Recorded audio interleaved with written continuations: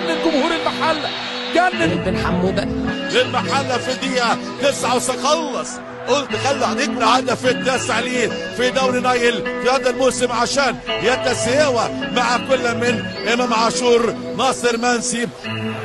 جزمه لمحمد بن حموده، يا ولد يا ولد يا ولد يا ولد يا عالمي عالمي محمد علي بن حموده، يا ولد يا ولد يا ولد، جنن جمهور المحله.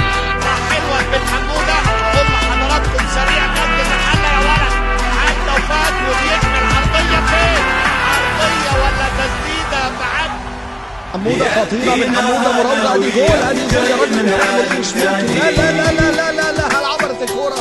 هل عبرت اللاعب الحميد و20 لعب الكره تاني من جديد، حلوه يا ولد يا ولد، عرضيه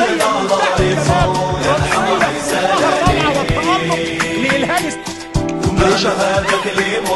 لسه عرضيه خطيره، جول خطيره، جول جول جول الثاني محمد علي بن حموده، محمد علي بن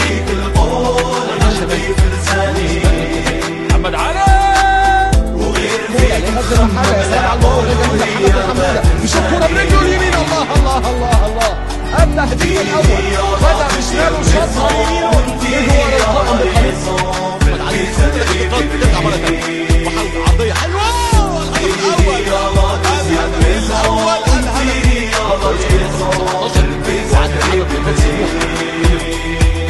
خطيره اعلى جول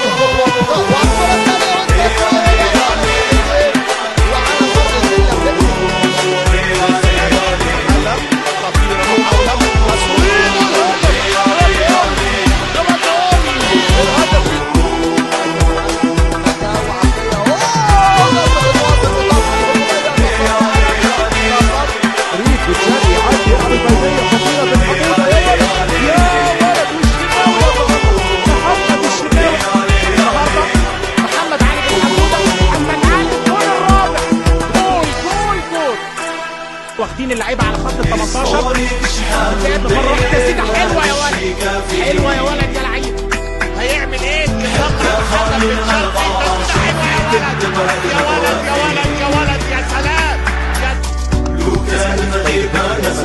اخر ظهور جه وادي الباوند الثاني، مش ممكن يسجلوا المحلويه.